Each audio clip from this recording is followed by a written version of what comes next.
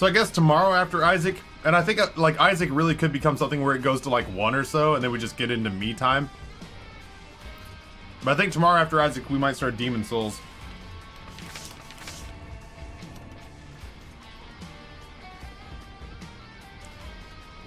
That's right, if you don't get a 6.2% raise next year, you're technically being docked pay. I just remember my folks working on the best information that they had at the time, telling me to go ahead and dream chase, because under their impression, if it failed, if it didn't work for me, I could just find something else and fall back on it, easy peasy.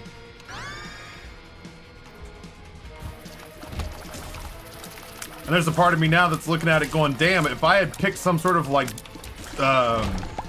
pedestrian rat race job with decent pay straight out of college in the early aughts when I graduated, and just started climbing the corporate ladder with no regard for my like mental well-being or, you know, prolonged desire to live or enjoy any aspect of my life, I still would be struggling.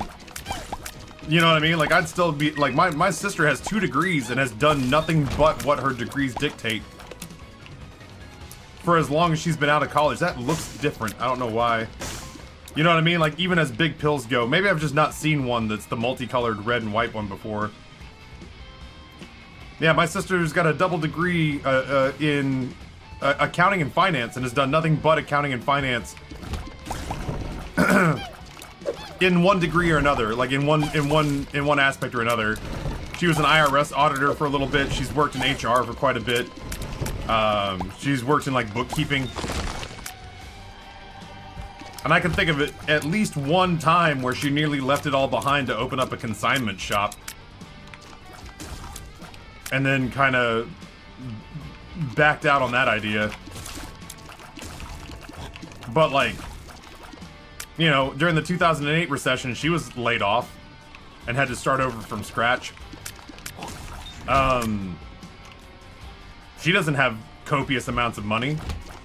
She's been able over the course of her life, I will say over the course of her life, she's been able to engage in more travel and has had more disposable income than me for longer. But I can honestly say that since Twitch caught and since Pretzel sold, I'd have to talk to her about it and ask her, like I'm making assumptions. But based on how I understand it, I feel like she and I are doing roughly the same. And that's like sad because she's been grinding it out for 20 years now. She shouldn't be doing the same as me. She should be doing so much better than me, you know? I'll feel bad if she and I lay income statements side by side and we're doing roughly the same. I'm like, damn, I took 2 decades off, basically, and dream chased. Kristen! So I saw you in the marathon and now I follow. You were awesome on there. Thank you. I had an absolute blast. I'm a little dicey. Like, I'd join remotely if they go back to Kentucky, but Noah is working on getting them to do it in Richmond. Or in Virginia, at least. And if they do that, I will gleefully go back.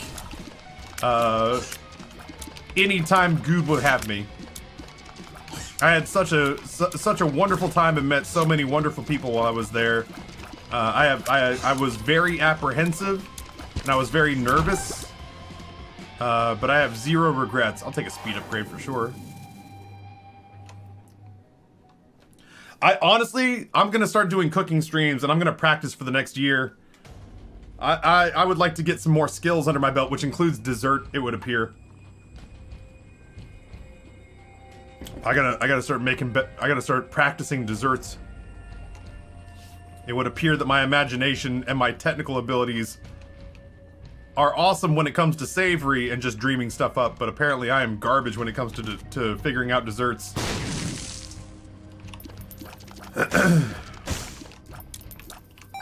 Oh, Kristen, that's very kind of you to say. Why did they choose Kentucky? It was cheap. It was inexpensive. That entire mansion, The Orb Lady! Welcome. Thank you so much.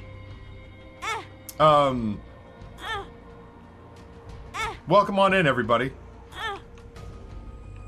Yeah, if I understand it correctly, like that entire mansion, 27,000 square feet with a pool house, is only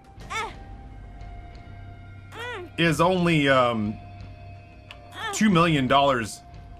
Like if you were to go onto Zillow.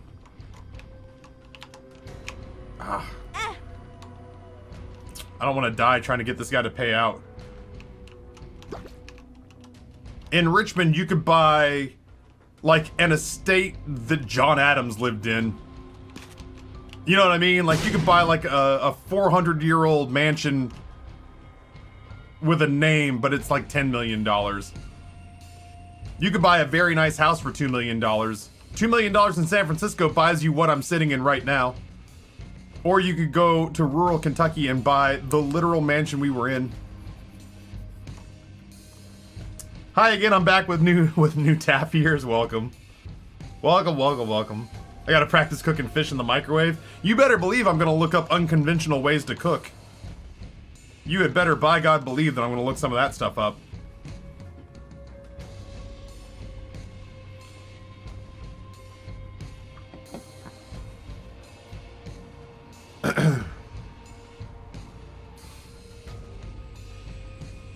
Scribbles, happy to have you here. The Minecrackers are very, yeah, the Minecrackers are very friendly. I was shocked because they're, like, statistically speaking, almost every person who was there has a bigger internet presence than I do. Weird flex, borderline narcissistic comment. Not a lot of people out-earn me. It's true. You know, I'm gonna be proud of the fact that I business real good. I business revenue real good on Twitch. Not a lot of streamers out-earn me. Son of a bitch. I don't even want to talk to them anymore. They just screwed up my deal with the devil chances.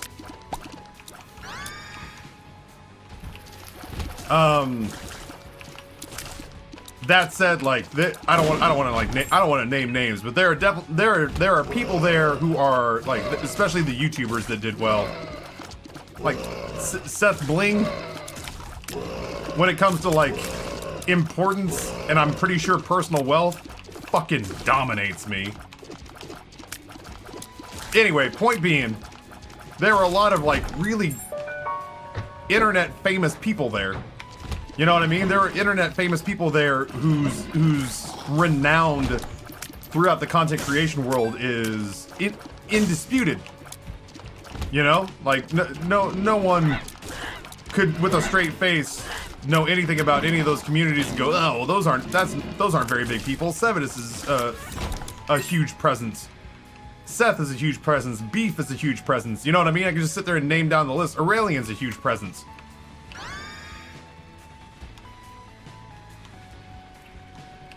So I did feel very intimidated, a little, but not because anybody did anything, just because I was like, damn, I know most of these people. I'm getting my ass kicked on this floor.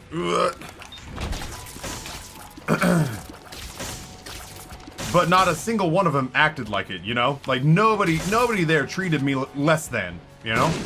They could have, and I honestly, I'm used to it from a fair number of like Twitch partner events and stuff. I've had my hand put in my chest to keep me from getting into certain events. Listen here, Mr. 189.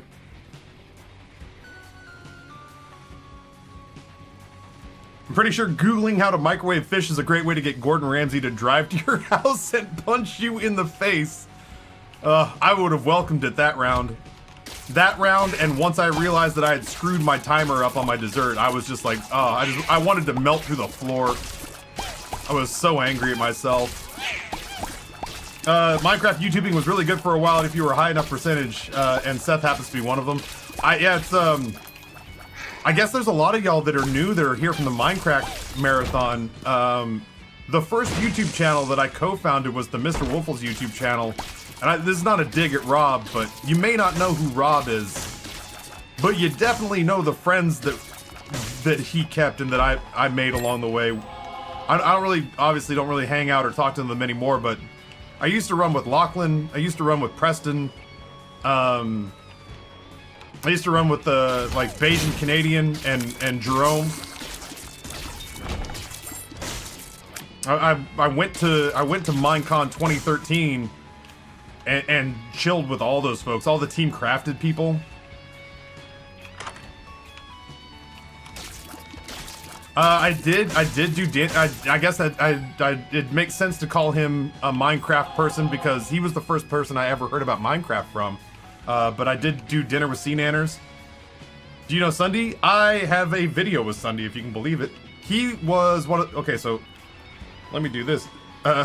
What's funny is that one of my son's friends likes Ian, and my son was just like, yeah, Ian seems real cool. Sunday seems real cool, and I was like, Grayson, you've met him in person. He sat in our living room.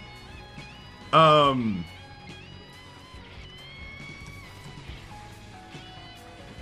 music that you're listening to, and this record label, Pretzel and 99 Lives, I co-founded both of those with Sunday. So for years and years and years, Ian has been a business partner of mine.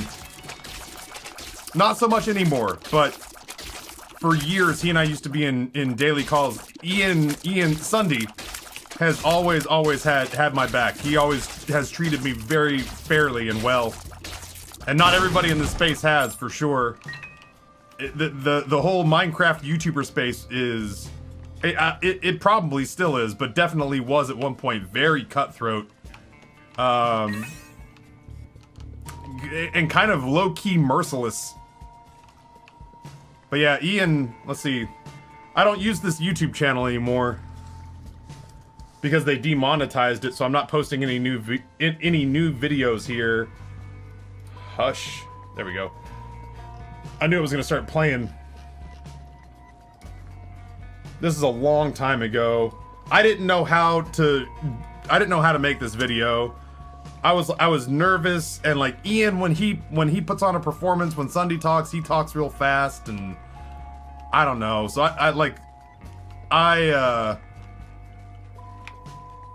I'm not proud of my performance in that video. I wish I could go back and redo that as myself.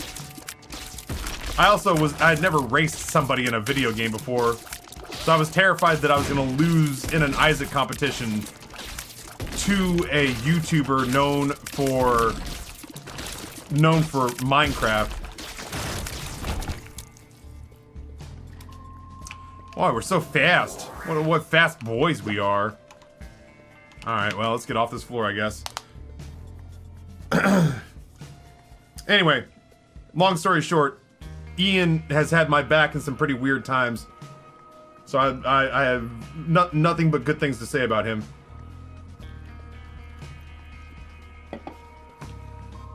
The microcosm of Minecraft sub-communities is insane. I'd love to see some sort of chart. It would be interesting to see people sort of play that out for sure. Well, I'm gonna re-roll that for sure.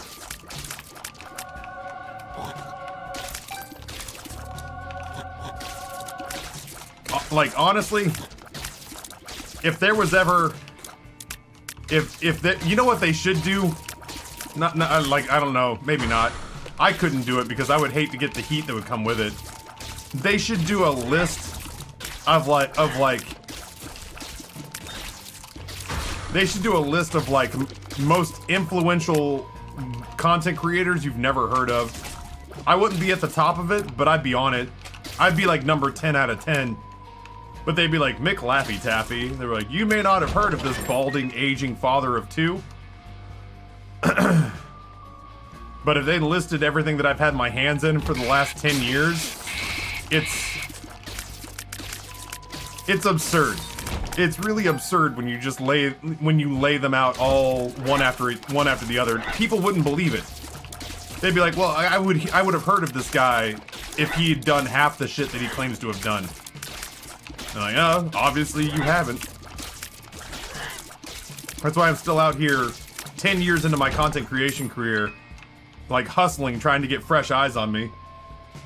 I don't believe it. I hate to say it, but Ko's probably up there for helping kickstart the Minecraft YouTube scene, but like no one watches him now. You know, yeah, I'm pulling for Ko. I've only just this was the first time I ever saw Ko in person. I've played with Ko. I fucking love playing with Ko. So the idea that he's working to revitalize his brand mystifies me.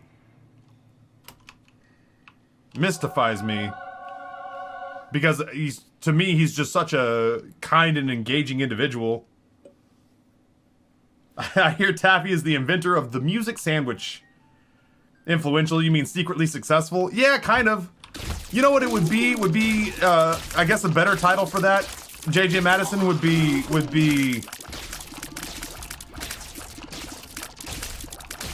I would say, like, if they did a top 10, like, again, I could never make this list because there would be people who get super pissed being on this list, but I'd be thrilled. But top 10 successful content creators you've never heard of.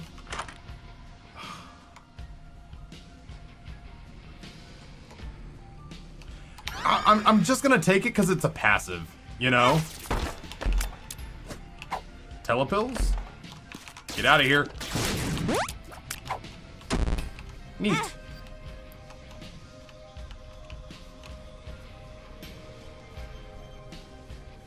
I've always loved Good Story. Man retired, got bored, became famous. Good strikes me as one of those people that when he gets bored does some shit that low-key alters the trajectory of his life. You know what I mean? He strikes me as one of those people who struggles to do anything that's not thinking real big. Unlife of the party, welcome. Happy to have you here. Bald father of two has a pergola he didn't pay for. Which, I mean, do you like more in The Binding of Isaac, Claudia the Red Bloody Diarrhea thing, or Claude Small Gish thing? Shit, I don't know their real names. I've got 7,000 hours in this game, and I've never really stopped to memorize what things are called. Can you find like a web address to a screen grab of these characters?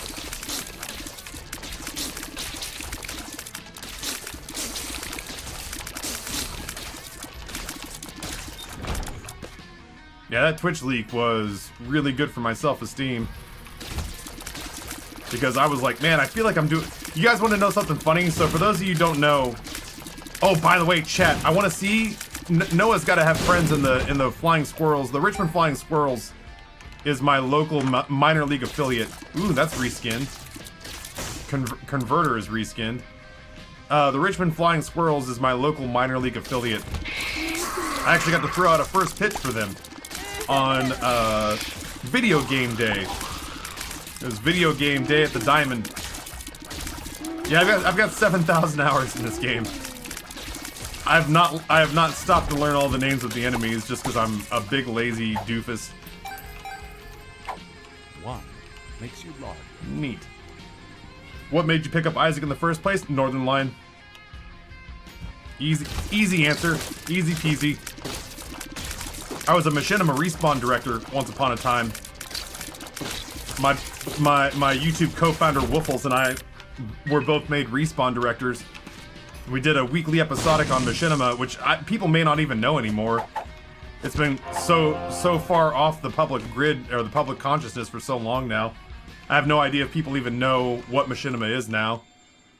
And so I was kicking around watching a bunch of other directors work.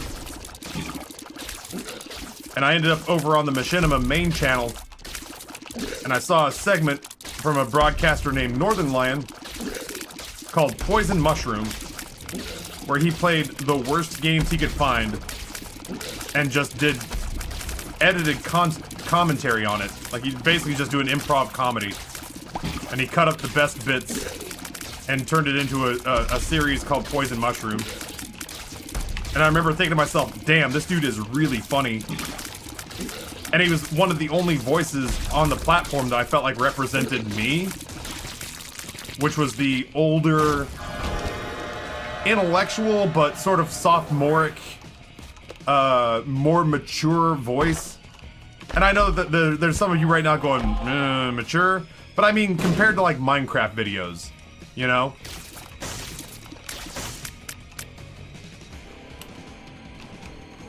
So many familiars on this run.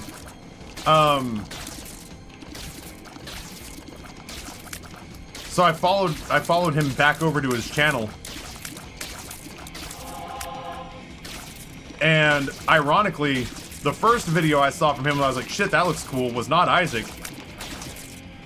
It was the DayZ mod on Arma. It was the first time I'd ever seen someone play DayZ. And then I saw an Isaac video, and I was like, what the hell is this funky looking baby game? And it didn't take me very long before I was just like, I want to play that video game so bad. I was so broke. I wasn't even broke at the time. I was so, whoops. I was living on student loans at the time, so I had negative money.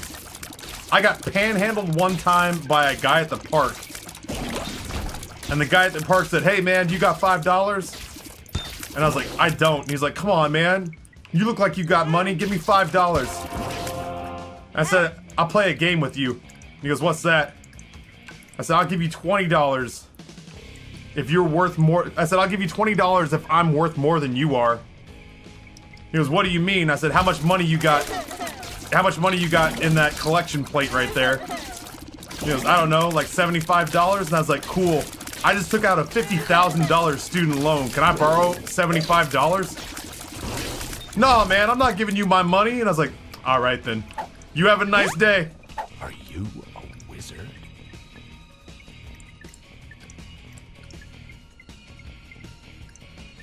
Cynical Brit, man. I miss John Bain.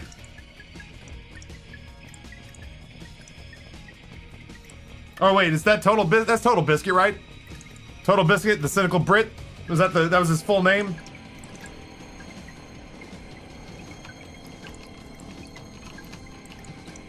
It doesn't change the fact I do miss Total Biscuit, but yeah, that was his whole thing. I just want to make sure I wasn't putting two people, like smushing two people together in my head. NL is the Binding of Isaac as co-host to Minecraft. I've heard that man is bald. It's true. It's true. NL has no hair. Yeah, Machinima, two best friends. I want to say Rob and I did a two best friends parody at some point. Oh, I think we did. Rob and I used to do a lot more creative stuff. Rob and I used to do a lot more creative stuff. We did like a two best friends play, but it turned into war games over time. And then it ended with nuclear annihilation. You know what? I'm gonna come back with a charge. I don't think I need health at the moment. I had someone Saturday on Twitch get upset that I, a 36-year-old, watched Twitch. Apparently I'm too old for Twitch. To steal a couple of lines from Jack Nicholson's Joker.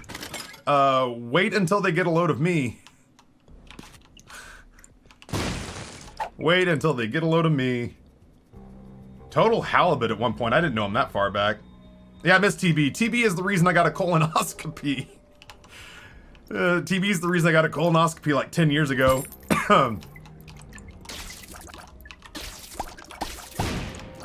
That didn't go well at all. I wanted to get either one of these.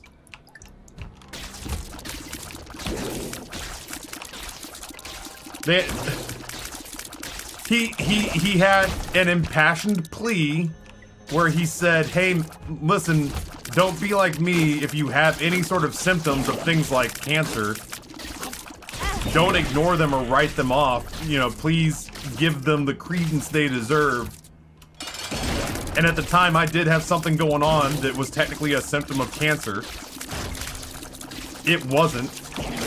But I went and got a colonoscopy for exactly that reason, that TB was just like, you know, for me, do me a favor and make sure it gets checked out. So I went and got it checked out.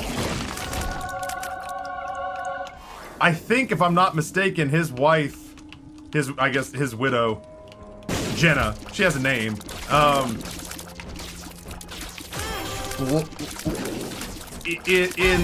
I'm getting my ass kicked. In the wake of his death, I told that story and basically said this man had such a profound effect on me that I let I told the story and ended it with the summation of, stop doing that attack! You stupid baby game for babies! I'm trying to have a conversation about violent probing of my rectum. You are making it so much more difficult. God almighty. Whew. I'm like lightheaded with how mad that made me. Anyway, I told that story as briefly as I could because Twitter, and then got to the end and said, this man had such a profound effect on me that I let him, a total stranger, convince me to get 6 feet of television cable jammed up my ass. And I hope that when she saw that and liked that tweet that it made her like snort giggle, because obviously that had to have been a rough time.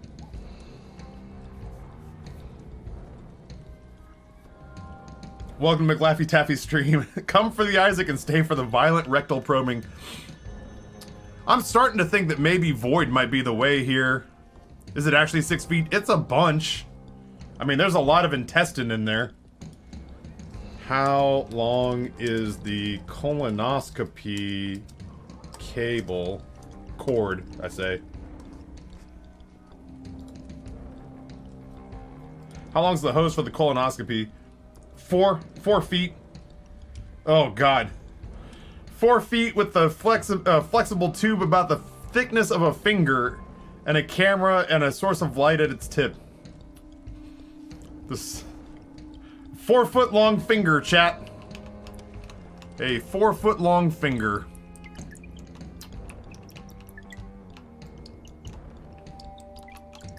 I never got to meet TV. That bums me out. It was like when I was listening to like on the drive back from Minecraft, I was listening to Justin talk about sure, bring on all your familiars. Let me know if I've missed any. I was listening to Justin talk about bands that he was sad he'd never get to see perform live. I was at events at the same time as TV, but I never got to meet him, and I'm really kind of genuinely bummed out about that for sure. Like, obviously, that's not the only reason I wish he had survived, but for me personally, I'm genuinely bummed out and never got a chance to, like, meet him and talk to him.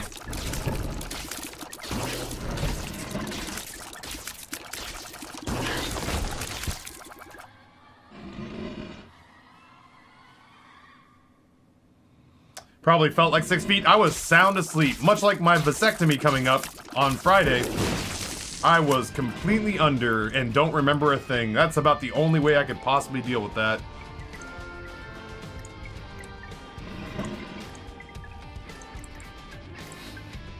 Yeah, they're about to put me under on Friday for the next procedure.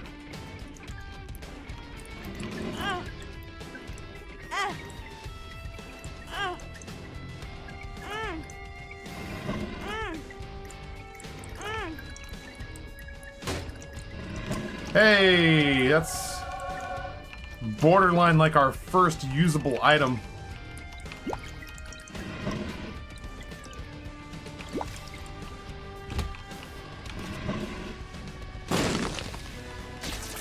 Yeah, they don't let you stay awake for that. Like the the vasectomy they do. The last time I went to this place, they worked under the assumption that I was just gonna get local anesthesia. And I was like, no, I'm good. I was also broke. I wasn't super broke, but like...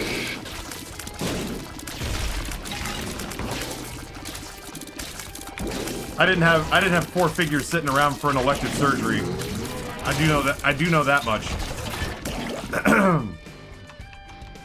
I guess we do this while we're here.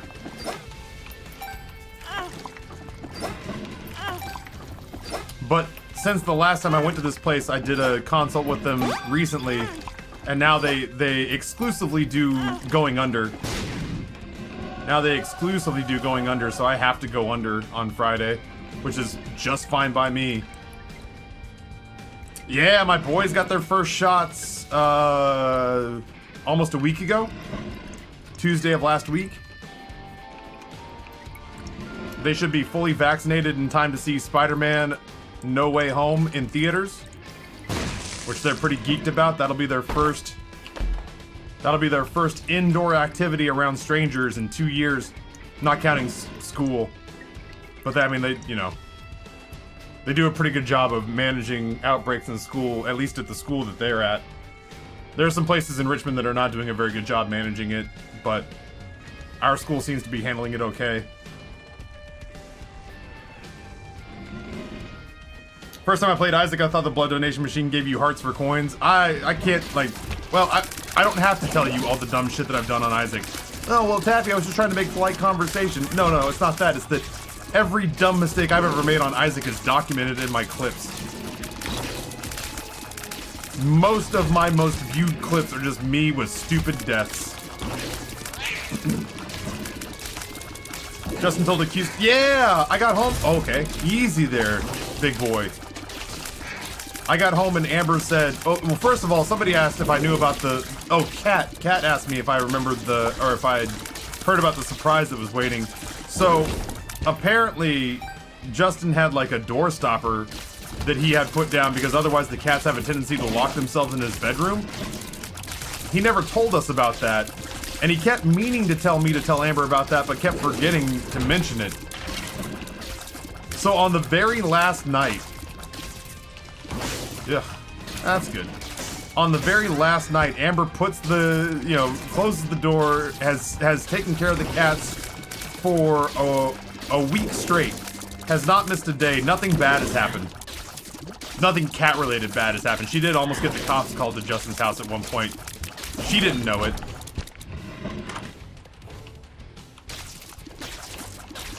Terrible items, man. But on the very last night, she shuts the door, walks out, and in the time it takes us to drive home, the cats lock themselves in Justin's bedroom. And shit all, like, Taco apparently has a nervous tummy when Taco is anxious. And so Taco shit relentlessly. I mean, apparently just aggressively crapped all over Justin's bed. He is set on... Neat. He has said on in a couple of conversations that he's trying to watch it, but he might just throw it away and start over again. Literally, the last 6 hours the cats were home alone, they managed to crap all over his bed, so he had to throw out the entire bedspread. Yeah, at that point I think it's not worth it. Yeah, he got home at 3 a.m. and found his bed to be just loaded with cat poop. Anywho, Justin said, Justin said that otherwise the cats were in good health, and my boys, who have only ever known my father-in-law, it's worth noting, it's like, this is important, because, like... This is the story of the newest denizen of the cave. It's sweet that my boys got along with Justin's cats, but if you don't know the backstory of why that's important on both sides... If you don't know the backstory of why that's important on both sides, his cats have not really had a lot of time to get to know other humans because they've just spent most of their conscious life around Justin. So they're still... This is the story of the newest denizen of the cave. They're still pretty skittish around other humans, but my boys have never known a cat that wasn't my father-in-law's shithead cat that I can't wait until it dies. What a fucking asshole cat it is. This cat hisses at people. This cat swipes at people. This cat's drawn blood on my sons. This cat's got incredibly oily dander that makes both me and my eldest son incredibly violently ill with allergic reaction. And it's a mean, nasty, mean, angry, spirited demon. It's just a gremlin. It's just terrible. This is the only cat they've ever known. But they want to love animals so bad, but the only animal that's in their life is just a fucking demon. So, they go into Justin's house, they see the cats are scared, the boys are scared, By the end of the week, Taco has paired off with Rory, and Boba has paired off with Grayson, and Grayson is calling himself the Boba Buddy, and Rory, my 7-year-old, is calling himself the Taco Tamer. So it's important to me that you know the backstory, because as I'm getting videos from my wife of the boys playing with the cats, it's like twofold amazing. And it makes me worried that we're getting cats at some point. I fucking don't like cats. I'm allergic. I like cats. I like nice cats. Like, Justin's cats are great. But I'm terrified that we're going to end up getting cats because the boys like Justin's cats so much. Boba Buddy and Taco Tamer. The Rapid gifts 3 months of tier 1 subs to Chrisen and 3 months of tier 1 subs to Blockington99. The Rapid, thank you so much. Kristen and Blockington, please enjoy the emotes. I appreciate y'all coming over and giving us a look-see-do. We quietly, I say quietly, it's not as quiet anymore. Word kind of got out. But we quietly have one of the best communities on all of Twitch. And certainly one of the most generous communities in all of Twitch, so... genuinely happy to have y'all here. Honestly, like that's my relief has been that the boys keep saying we have to keep going over to Justin so the cats don't forget about us. And I was like, yeah, we should definitely put the emphasis on visiting Justin's cats. Visiting Justin's cats. And as long as they keep saying that, I'm gonna feel okay.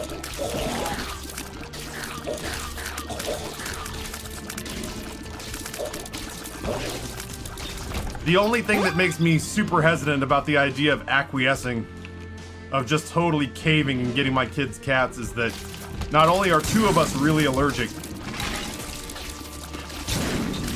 not only are 2 of us very allergic, but I also have no idea where we would possibly keep a litter box that wouldn't stink up a room something fierce. Yeah, Hofford, I genuinely, I wouldn't want outdoor cats. I would want my cats to be safe and indoors with me all the time, like a little helicopter parent.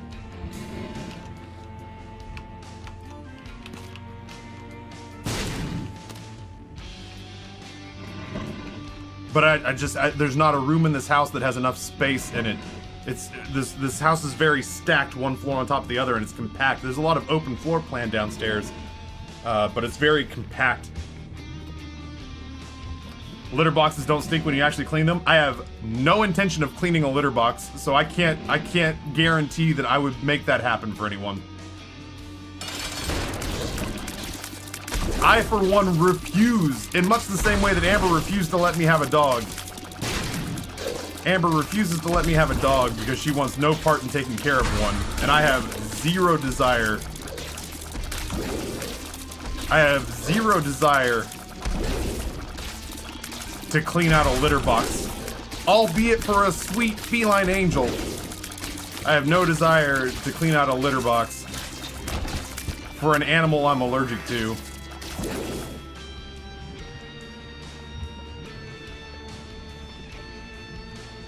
I gotta keep going, but my voice is getting hoarse. I'm not used to playing Isaac all day. I'm used to switching it up to a narrative-based game, which means I don't have to talk nearly as much.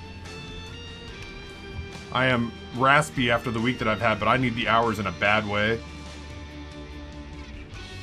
I have a hell of a stinky cat, and if I clean it right after he uses it, it doesn't smell.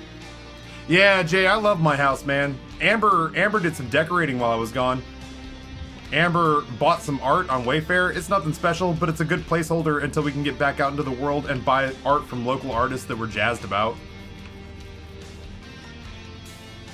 Is there an item that I haven't, like, is there an item that what did I just pick up? Gish. Oh, you picked up Gish, you fool. Why? Why would you pick up Gish? I can just do this, though. I'm not really interested in either of the other ones. We'll do that, I suppose.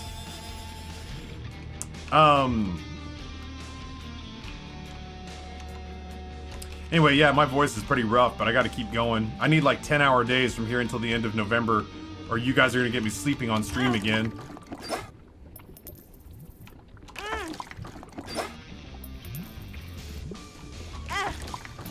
I bought one of Hun's watercolors from the marathon. I didn't know whether or not, because Honey is such an upbeat and positive human being. Honey's so nice, and I didn't, like, generally, me and really nice people don't have a lot in common. Like, really upbeat, nice, like, nice to their core people and I don't always have a lot in common. But I was genuinely kind of heartbroken when I was hugging Honey bye for the last time and I realized I was like, oh shit. I'm leaving and I have to leave Honey behind. I was a little bit like, you know, she was so, she sensed those couple of times where I was feeling up against it for one reason or another. So like after Sliced, she came and found me and gave me a little, hey, don't get down. You did awesome. You'll get them next time pep talk. And it genuinely made me feel better. Yeah, she found me on a couple of different occasions, like when she saw me looking stressed out or saw me looking kind of glum or doing the 1,000-yard stare or whatever. And just for the sake of wanting to make me feel better, kind of coached me through it, you know? Or just said something truly and sincerely kind with no provocation, other than she just saw that I might need to hear it. And I'm, not accustomed to that. Generally, the people who do that feel insincere or duplicitous in that I assume that they're setting me up because they want something. But that was, I don't have to tell you guys, but that's obviously not the case with her. But I was shocked, honestly, at how bummed out I was to be leaving that kind of sincerity and just general human kindness behind. What's wrong with Gish? There's nothing good with Gish. It's just dull. Heather! Speaking of people I talked about a lot this weekend, or weekend, I keep saying weekend. Speaking of people of whom I spoke constantly all week.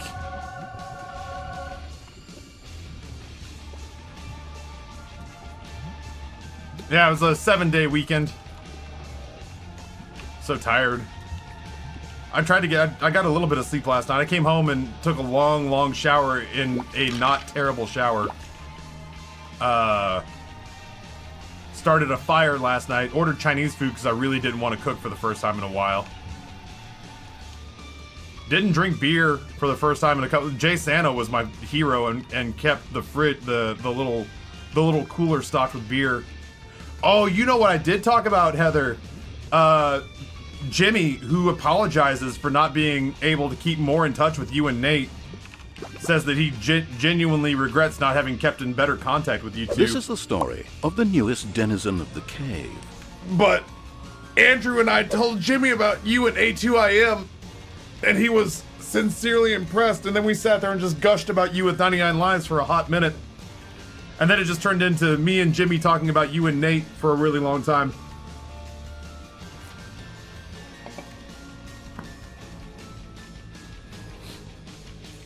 Woo! 2539, woo! What's going on, woo? Welcome back. Galen, oh man, the not terrible shower makes such a difference. It was...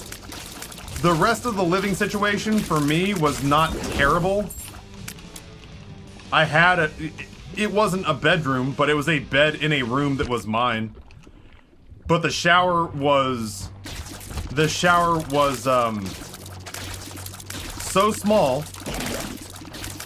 that my options were I either let my right side touch. You know how when a shower curtain blows in on you and it just keeps hitting your right, keeps hitting your side and attaching to you like seaweed, and it just stays on you the entire shower. My options were to either let the slimy shower curtain touch me the entire shower on my right-hand side, or to hug the left-hand side, and my elbow would... My showers were this. Because I was trying not to touch either side, which were right up against me. It was either slimy, seaweedy shower curtain on this side, or I would hit the handle for the temperature on the left-hand side and either burn myself or freeze myself out 40 minutes after I woke up that day. So the first thing I did when I got home, and mind you, when I left here, if you had asked me, Taffy, in your ensuite, do you have a big shower or a little shower? I would have said a little shower. But the first thing I did when I got home at 3 o'clock in the morning was throw on a 20-minute hot shower in what felt like the most spacious shower. I've cracked my head on the soap dish that's embedded in the wall in my shower. And I, in my heart, was just like, I'm gonna buy a whole new house. I need a bigger shower. But I got back from Kentucky, man, and I was just like, this is the most spacious, most beautiful shower mankind has ever devised. I love this shower so much. Yeah, perspective change. Real shift in perspective after last week. Talwin, tier 1. Gifted sub from JJ Madison. Thanks to JJ Madison for the gifted sub. Also, Taffy, glad you're back. I genuinely, like, I get burnout. I get fatigue. Well, not burnout. I feel like burnout's very different. I burnt out on pretzel. I burnt out on pretzel in 99 Lives. That genuinely happened. I reached a point where the very idea of working on music industry stuff had me in panic attacks. Had me in panic attacks. Just constantly feeling like there was an anvil on my chest. Just constant state of dread. That's burnt out in my mind. I have never felt quite that way about streaming. If I did, I would genuinely have to start thinking about doing something else, I think. That said, I have been incredibly fatigued of doing this sometimes. Just those days where you're just like, I do very well doing this, but there are still days where I just don't want to get out of bed, and I don't want to I don't want to sit in a chair, I don't want to play video games, I don't want to talk to anybody, I don't want to be perceived. I don't think I've ever been burnt out by this job. But I've definitely been very tired. Now, I will say this. After spending a full week away from you guys, I have been desperate to be back in this chair for weeks. Yeah, it's a fun job, but you still need time off for sure. That's sweet. Jimmy's amazing. I'm an introvert, so a general acknowledgement of our friendship every 6 months. That's exactly what I told him. General acknowledgement of our friendship once in a while. I told him that I didn't care how long we weren't talking to each other, just so long as when we did start talking to each other, we picked up like we never left off. As long as that keeps happening, I don't care how long it takes for us to talk to each other again. And he generally agreed, so I was reassured. I was incredibly reassured. I don't think any streamer on Earth doesn't have days like that, I'm sure. Did you guys see that Wall Street Journal article? I know Galen did. Galen quote tweeted it, but did you guys see that Wall Street Journal article? Talking about how there are so many people chasing down Twitch streaming as a career, but noting that it's not a particularly good option for most people. Talking about, especially since the leak, people are starting to realize that it's a lot of work for very little upside for most folks. Was it paywalled? I got to see it. I did a oh, I gotta sneeze. Oh my god, I threw out a muscle in my shoulder. A seminar with Twitch. Thank you, Kaz. Whew. I did a seminar with Twitch. I got real mixed feelings about it. That's fucking great. That's fun. I think it was useful for people, but I don't think it was necessarily super useful for me. I don't want to talk too much about it because I'm under NDA, but I feel like there are parts of it that as long as I don't get too specific with what they talked about, that should be okay. Long story short, it was, you know, meet folks at Twitch.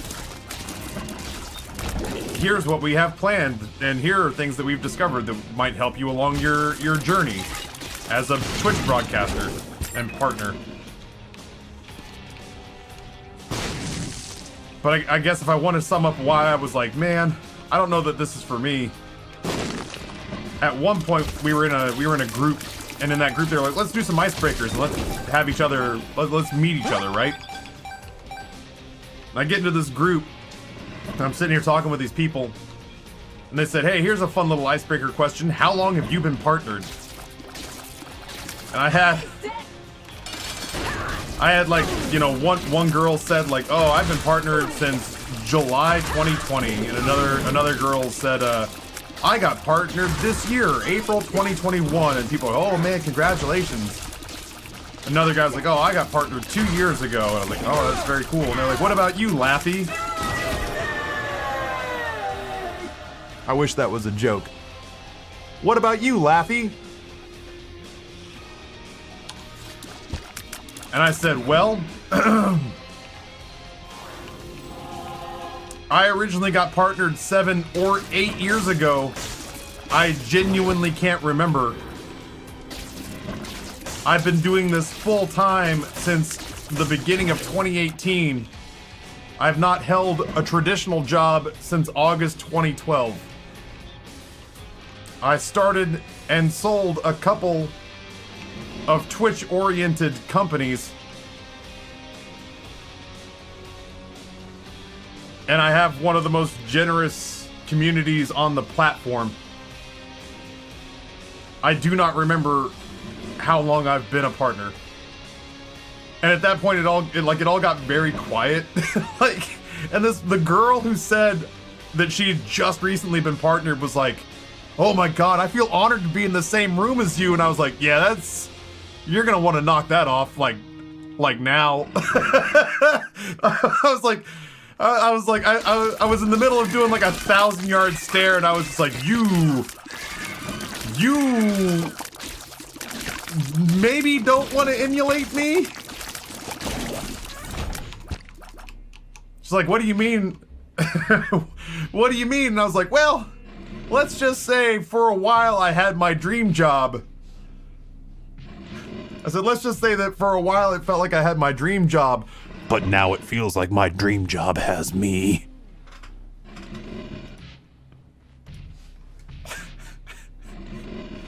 And then I just sat there like, my camera was like right, like I was at the Minecraft marathon. So I was just like, and I just sat there like that until they went on. Until they went on to someone else.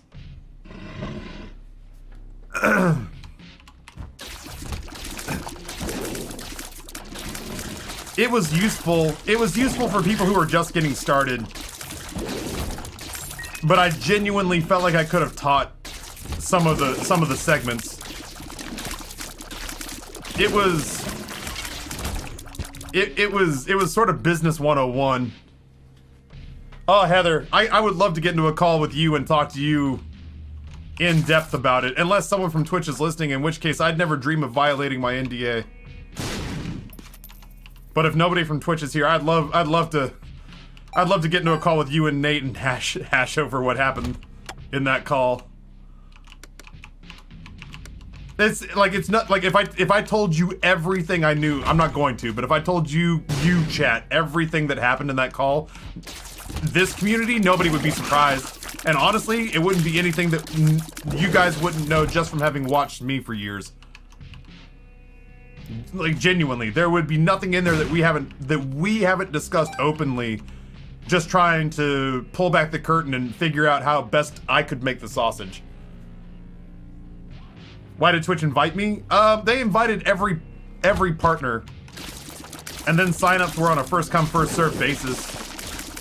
They sent me a swag bag for what it's worth. I got, you know, a free beanie out of it and an RGB mouse pad, so that's cool. If nothing else, Twitch doesn't send me a whole bunch of free shit just cause. I'm not Summit. I'm not Ninja. They don't send me a fucking tour bus. So whenever I get a chance to be sent like a free beanie, I take a free beanie. I'm not too proud. Honestly, Heather, there was a part of me that was just like, well, it's like, with her being a Twitch partner, I kind of wanted, what's the old saying about New York? Live in New York, but don't, like, live in New York while you're young, but don't stay until it makes you hard. or live in New York at least once in your life, but leave before it makes you hard. And that's kind of like all these people sitting around me going like, so you've been at this a long time? And I'm like, yeah. And they're like, and you're full time? And I was like, just bought a house. Just bought a house, have money in retirement. Not a lot of money, but some money in retirement. Doing some memey shit like redecorating and landscaping and buying a pinball machine for my den. And they're like, go on. And I was like, do it while it's fun and leave before it makes you fucking calloused.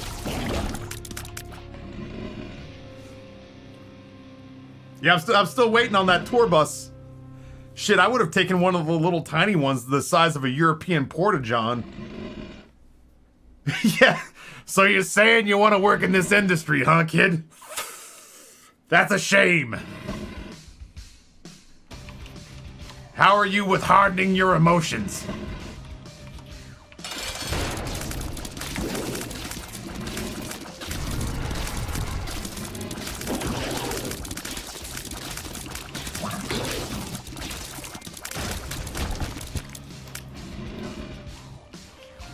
Sometimes I am underwhelmed by the options provided me by the D6. Yeah. Yeah. Yeah. I'm just here for the free beanie. Was it, is it Carl Weathers in Arrested Development that's, couple of these, baby, and you got a stew. I felt like that a little bit.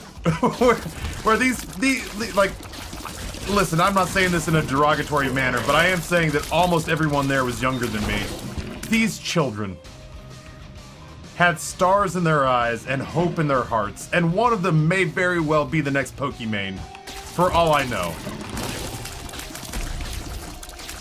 But there are now tens of thousands of partners. Getting partner is the new making affiliate. And if the Twitch League taught us anything, it's that there are not many of us who can call this a full-time gig and have it be more lucrative than just getting a job waiting tables. It's still a better job than waiting tables, and if you've got the choice of one or the other, do this. At least here, your boss is an asshole you know because you own a mirror. And you get to keep the fruits of your labor for the most part. Yeah, there's plenty of meat left on that bone. Hot water with a smack of ham, and baby, you got yourself a stew. Makes notes, sell all mirrors. Do you like gladiator movies? You ever seen a grown man naked, Timmy? Yeah, honestly, Clag, they sent me a tumbler, a nice Twitch branded tumbler. They sent me a really nice Twitch beanie. They sent me an RGB full-size mouse pad, so now I don't have to buy a replacement when this one eventually goes and gets too funky. The swag bag alone was worth it. I didn't know exactly what they were asking us to sign up for, but I don't know. There was some of it was kind of useful and some, but it was stuff that we hashed out because we've been here since the dawn of time. Some of it was kind of rah-rah, and I'm just kind of, I don't find that to be particularly useful. Like borderline self-help bumper sticker stuff. Some of the business stuff I kind of agreed with, but I didn't.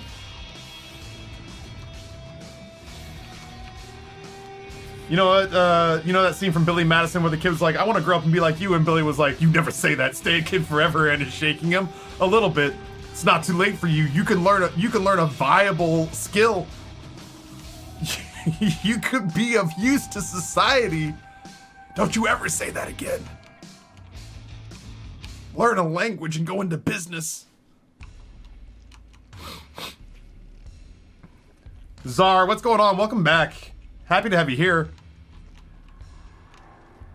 I am happy to be home, although I went very apprehensively to the Minecraft marathon, not sure what to expect. Justin's the only person on the planet, Justin and Nate, I think, are the only two people on the planet who could say, trust me and take a full week off from your channel. And I would just go, yeah, sure. I trust you, let's do it. Honestly, the last time that happened was Nate. Nate said, take a full week off from your channel and go to St. Jude. And I said, I can't go to St. Jude. I have to work. I have to make money. And he was like, sometimes it's about more than making money. Get your ass to Memphis. And it's funny. How do I phrase this? I gotta be delicate with. You know it's sensitive if I say I have to be delicate with this. Nate convinced me to go to St. Jude. It was life-altering on multiple different levels. One was that I got to go to St. Jude and see what they were doing there, and I will never not shamelessly beg for money for St. Jude. I will get on all fours and crawl across a hot parking lot to beg somebody for $5 for St. Jude. Now that I've seen what they do, it is life-changing going there and really just seeing it with your own eyes. Additionally though, I didn't realize this, but my partner manager at the time was also there. I need that battery, that little battery piece. My partner manager at the time was also there, and because I got to meet him and talk to him, some life-changing things happened because I was there trying to do something, you know, good. You don't go there hoping for personal gain. Well, I mean, people do, but they're fucking terrible. Those people suck.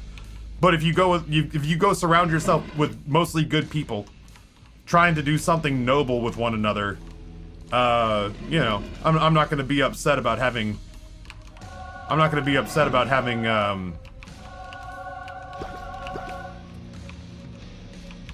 Sort of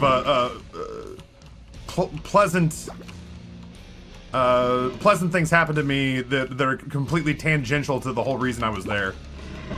I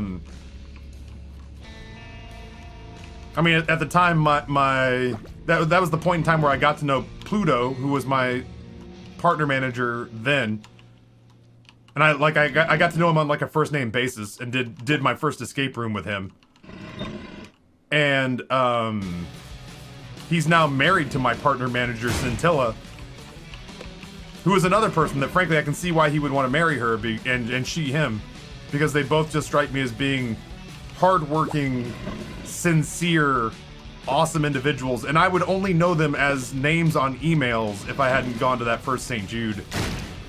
So I was emotionally enriched, and I was philanthropically enriched, and then I also had some really nice things happen on a professional level. And I feel like Minecraft has been the very same thing, where somebody whose opinion I respect, Justin instead of Nate this time, said, come do this thing, I promise you won't regret it. And I had nothing to go on except him saying, you just have to trust me. So I trusted Justin, and I think that I've made some really good connections there, and there's some potential opportunities that may have come out of it. And we raised $350,000 to help sick kids.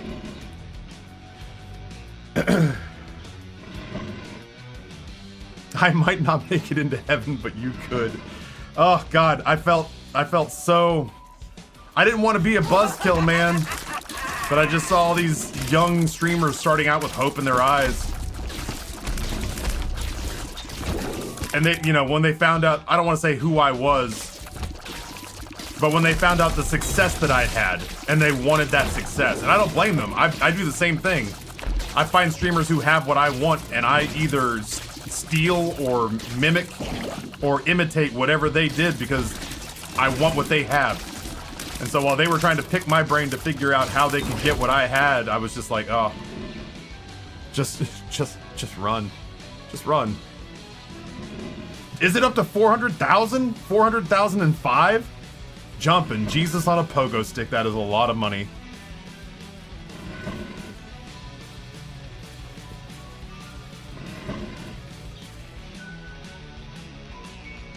There's nothing wrong from profiting off of fundraising for sick children. You know, now that I say it, it sounds real evil. You know, genuinely, that's what I like about St. Jude is nobody is there talking shop.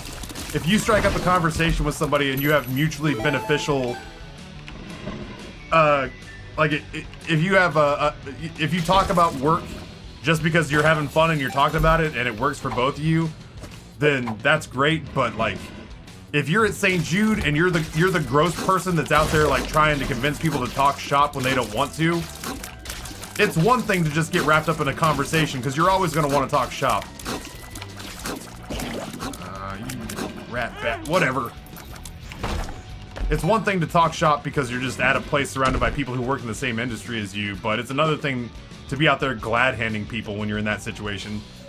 And anybody I've ever seen who's kind of been in that place of like, hey, what's going on? You know, I think if we ever did a thing together, those folks have a tendency to not come back. And I don't mean because like we murder them and hide their bodies, although if the opportunity were to present itself, you don't go to places like St. Jude looking to casually murder people you hate in your industry. But if the opportunity presents itself is all I'm saying. Yeah, those people have a tendency to be run out of town because, like, if you're doing charity for the right reason on this platform, like, there's no room for that kind of, like, nauseating self-promotion at the clearly wrong time. The make good part, I think, where they matched up to some amount usually shows up in the total late. Yeah, I was gonna say, I know they matched up to, what, 50,000?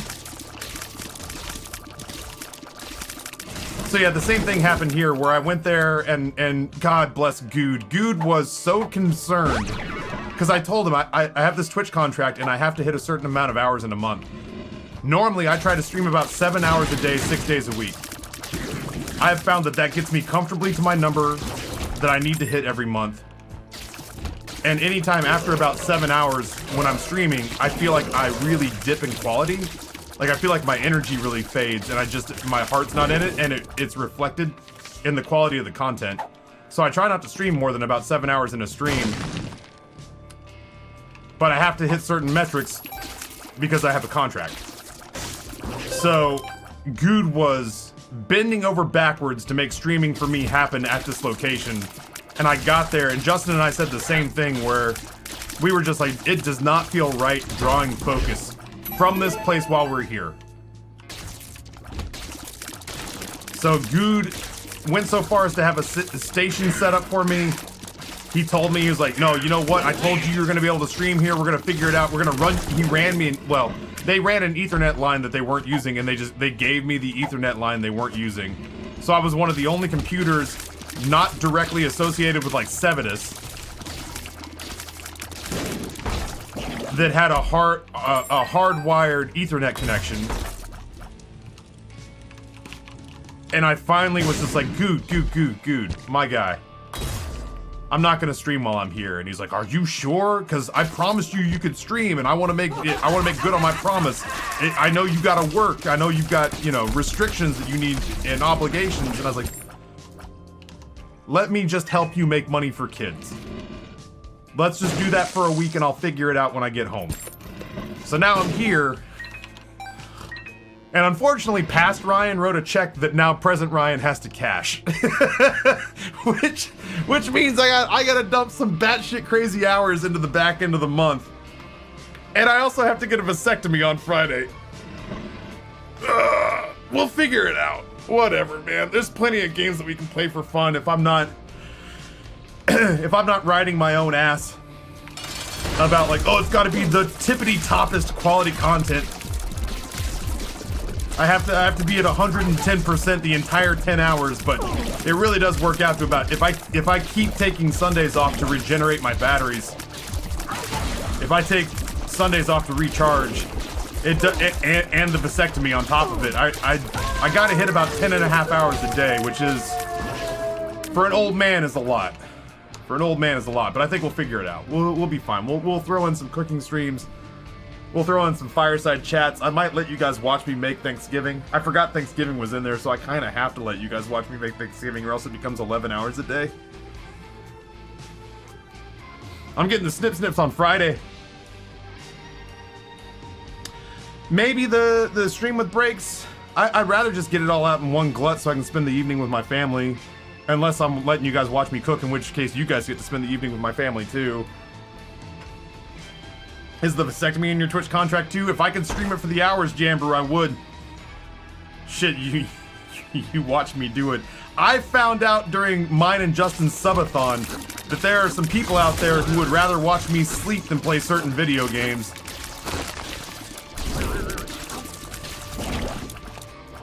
And that concept is both freeing and infuriating at the same time. Jackbox with tapping on post-surgery painkillers. Yeah, just IRL stream your entire life like Justin. The irony is that Justin... I went to this thing because of Justin. I don't want to make it sound like, I did this for Justin and now he's got to help me. But, like, Justin knows that I did this, and I kind of put myself in a weird hole because he said, trust me on this, do it, you won't regret it. And I don't. I loved it. But he also knows that I gotta dig myself out of a hole now. So he's gonna help me set up... We may even stream setting up... we may even stream... Oh, my aching balls. I was gonna say, just die. We may stream us setting up all of my cameras for cooking streams. Which also reminds me is that you guys, I think we set up a Discord channel. We set up a Discord channel on our Discord server where folks can brainstorm recipes for things they'd like to see me cook. Now, anything I cook, my family has to eat. So you're stuck in the same endless hell of trying to find food that my entire family will eat. But if we can find recipes that I think look challenging and interesting to make, and I think at least 3 out of 4 of my family members will eat it, then I'm thinking about taking Saturday nights, which are usually my nights off, and streaming cooking. If not more, but I think those will be the schedule. Like, Saturday nights will be my cooking stream nights.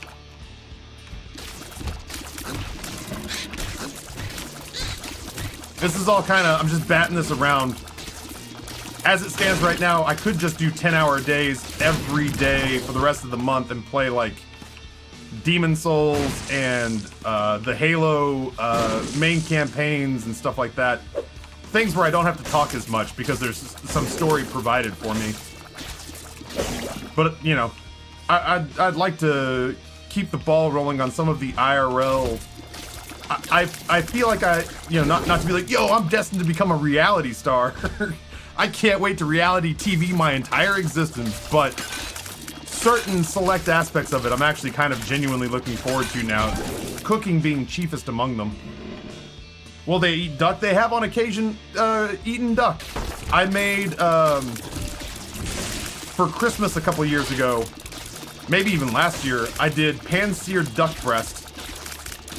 Crispy prosciutto, sort of a bitter microgreen mix that had arugula in it.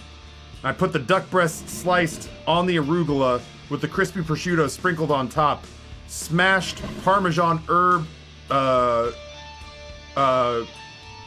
Yukon potatoes on the side, and then I drizzled the whole thing with a balsamic reduction. They ate that, damn it. This seems weird. Try it. Yeah, that'll do. Thank you. Heather, it was so good even my kids had to eat it. It was so good even my kids couldn't pick it apart. Oh, I was nervous too because duck's easy to mess up. I feel like duck is easy to mess up because I went for like a nice medium. How would you recommend cooking a whole duck? I don't know. I've never done it before. That's a new thing I'd have to tackle. I only pan-seared duck breast, and it was the first time I'd ever cooked duck. Yeah, I've never cooked a whole duck before. Don't fuck the duck, they say. Oh, Heather, I have no idea what I'm doing for Thanksgiving. I think I might duplicate what I did last year where I brined a turkey and then spatchcocked it. It took the cook time down by like 10 hours. Or whatever, like 6 hours, 7 hours. It was like a 2-hour cook time on like a 14-pound bird. Or something like that. It was bananas. I thought I had backup ham just in case it was wrong. I didn't even see the light on that, the laser on that one. The one that hit me.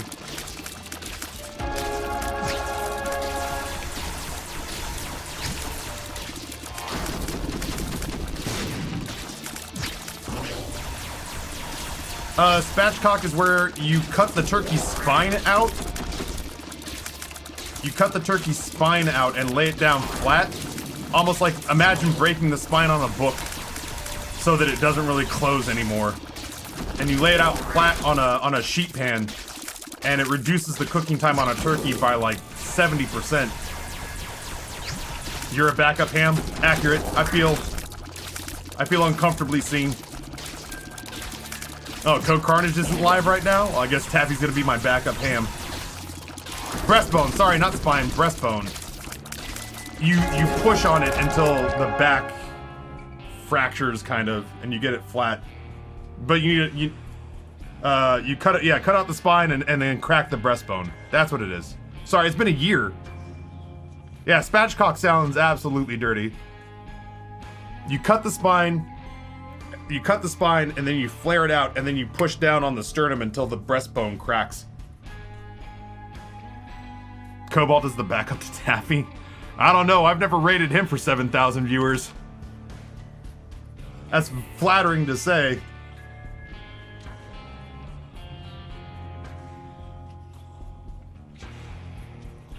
Yeah, the rapid, there's a part of me that, like, the first Thanksgiving I ever did, I feel like I'd like a more of a return to the first Thanksgiving I ever did. The first Thanksgiving I did with Amber, we had turkey. We had the traditional fixings. But the big difference was I didn't do a lot of the traditional sides. I did stuffing because Amber loves stuffing, and frankly, I love stuffing too. I'm a big fan of, like, the thyme and the rosemary and the sage and all that jazz. Ugh. Just herb, salt, and pepper, butter cooking. Ugh. I love that. So I did that, but, like, I was working at a place that celebrated, like, colonial cuisine. So I found myself stealing a lot of stuff from restaurants that I'd worked. So I was doing, like, basil and bacon wrapped shrimp. And, like, a butternut squash soup as an appetizer. I was doing stuff like that, and there's a part of me that kind of feels like I'd like to get back to that. Like, just ditch the traditional sides. I like a green bean casserole as much as anybody, but, like, at 41 years old, I'm bored to tears with traditional Thanksgiving cooking. I'll probably do turkey this year because my in-laws are coming. But if my in-laws don't show up next year, if we just have a family Thanksgiving next year, I might see if Amber's down for Steaksgiving or something. Just something else. Turkey, in my opinion, is such a C-tier protein. Good, dude, Michael, I got potato ricer just for that. Okay, let me rephrase. Chat bought me a potato ricer because I live and die by chat's generosity. And when I say chat bought me a potato ricer, I don't mean chat gave me money and then I used that money to buy a potato ricer. I mean chat bought me and then shipped me a potato ricer. Ooh, don't mind if I do woo.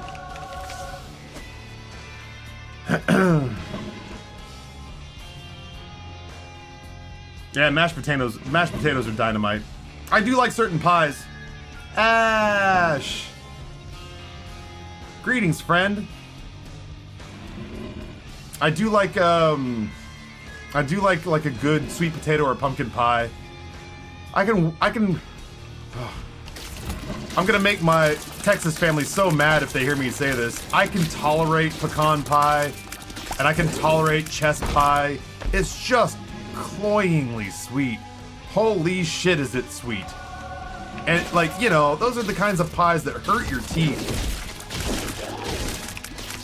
And so, in that regard, I have a bit of a hard time with it. Yo, why don't you back off, jack off? There we go. But I do like a good apple pie. I've gotten to the point where I haven't had it in a while, but I do like I like a good pumpkin pie, sweet potato pie, apple pie. I even get down with like a rhubarb or like a strawberry or blueberry pie. Boy, not frequently, but once in a while, or just a big fuck off cheesecake. Can we come together as a people and say that it's finally time that we ditch the traditional Thanksgiving desserts and just make a New York style cheesecake that doubles as a doorstop? Can we all just agree? Like oh, well, can everyone except Kitty Stinky agree that a cheesecake that's like 3 inches thick and sends an impact tremor through the table when you drop it, that can be the new Thanksgiving dessert?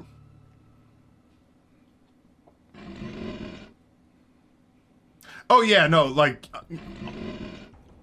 oh, pits? You mean like the seeds? Like the little seedy bits? Yeah, Michael, I'm with you. I dote on a good rhubarb. You need to get the ingredient list together ASAP and buy them, and not have the nutmeg show up the day after Thanksgiving. I do finally have whole nutmeg. Of the cave. I'll never cook with pre-ground nutmeg again. Oh, rhubarb's delightful. God, rhubarb pie is really, really good. My cheesecake recipe calls for golden Oreos for the crust. I had a member of chat buy me a springform pan so I can make cheesecake. So I have the stuff I need because, once again, I live and die in the shadow of chat's benevolence. Badger, tier 1, 2 years. Well, 2 years and a month. Thank you so much. Give me a rhubarb pie or give me death. Rhubarb pie fucks. Maybe I'll make rhubarb pie. I've never made, well, I mean, you'll never guess based on how I judge my time during Sliced. But I've not made a lot of desserts. I have not timed out a lot of desserts. I need to get my ingredient list for Thanksgiving pulled together like today. Amber's the poor unfortunate soul who's gonna have to make that happen.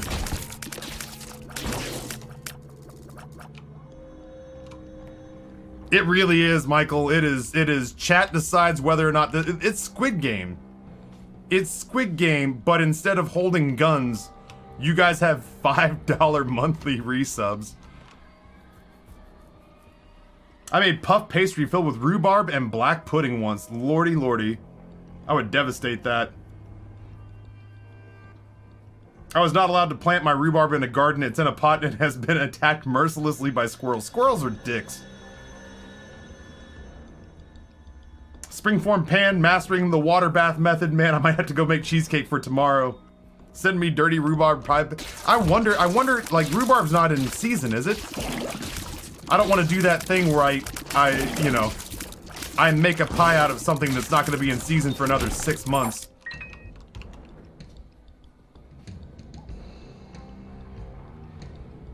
Don't forget those sweet, sweet Prime subs. We don't get that many Prime subs here. The thing that we see the most of is gifted batches of subs.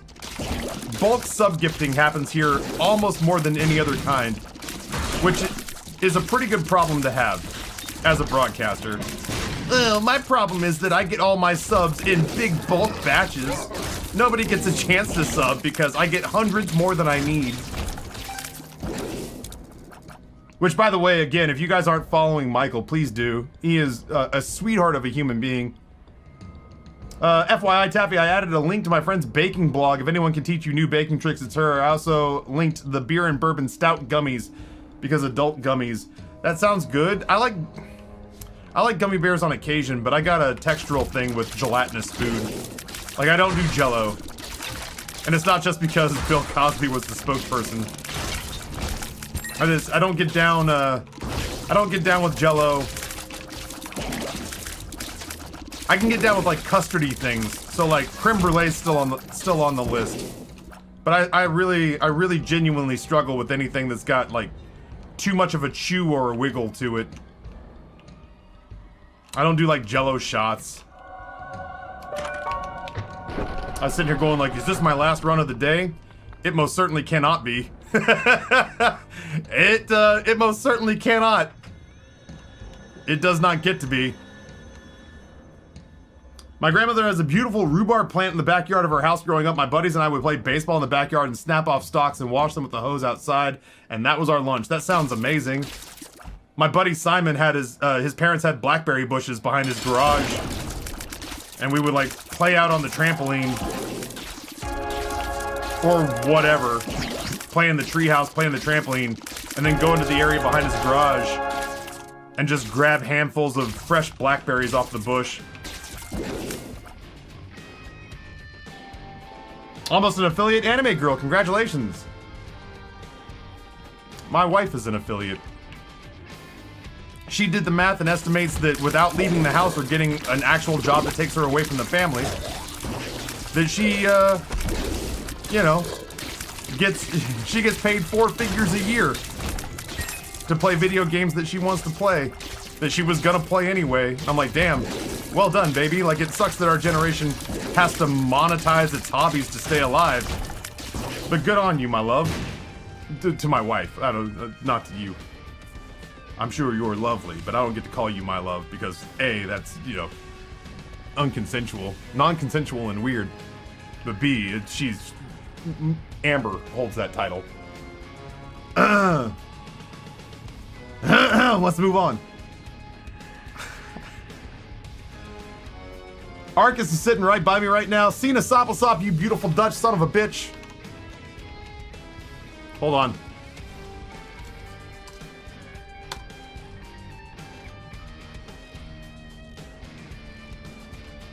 Stop making it weird. I will do no such thing.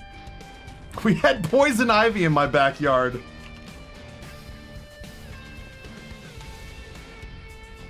Arcus was great.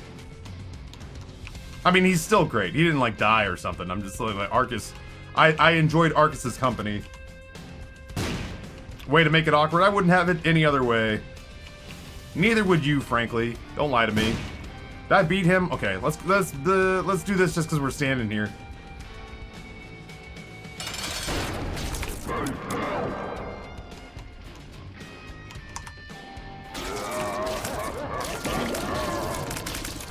This is the story of the newest denizen of the cave. With you in a second.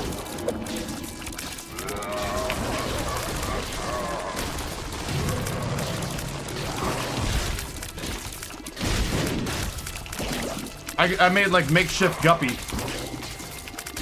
I've got Mulligan and I got Beelzebub. So it's like guppy. Actually might be better. Because it... Alright, well I'll just wait. It's fine. It might be better because I also have Daddy Longlegs. Azazel, Prime Gaming, thank you so much. I was not paying attention. Hey, never punished. I did that on purpose so I could get Dead Bird out. Don't believe his lies. Oh. Oh, that's right, I'm immune to bombs. That's a hell of a thing to forget.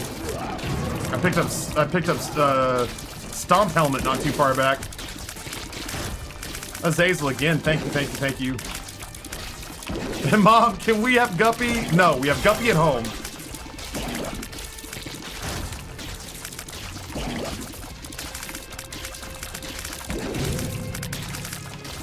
Mom, can we have Cobalt Streak? We have Cobalt Streak at home. That's McLaffy Taffy. It's not the same. It is the same. You don't know anything, Mom.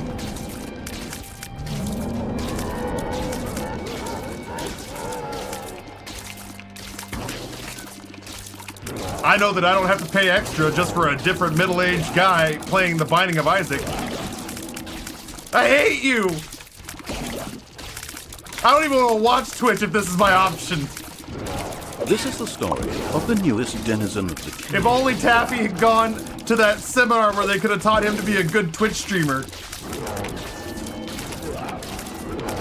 My mom's amazing. I love my mom. So that bit is a bit that gets pulled out here once in a while. That is a McLaffy Taffy blue plate special. If I ever have something where I'm like, man, my mom said this and it makes me really confused, and chat's like, oh, you better call her and find out. And I'm like, you're right, I will. So she not only has she been on stream on my phone before. I don't feel super comfortable going to fight Delirium right now. Not only has she been on my stream on my phone before, but she sat like right here and just chatted with stream. And of course, my mom, being as sweet as she is, the first thing she did was she thanked all the viewers for taking care of her son, her daughter-in-law, and her 2 grandbabies. Someday, Bumble Lucky bumbos, I'm dead, the bumbo's a bad bumbo. He got corn.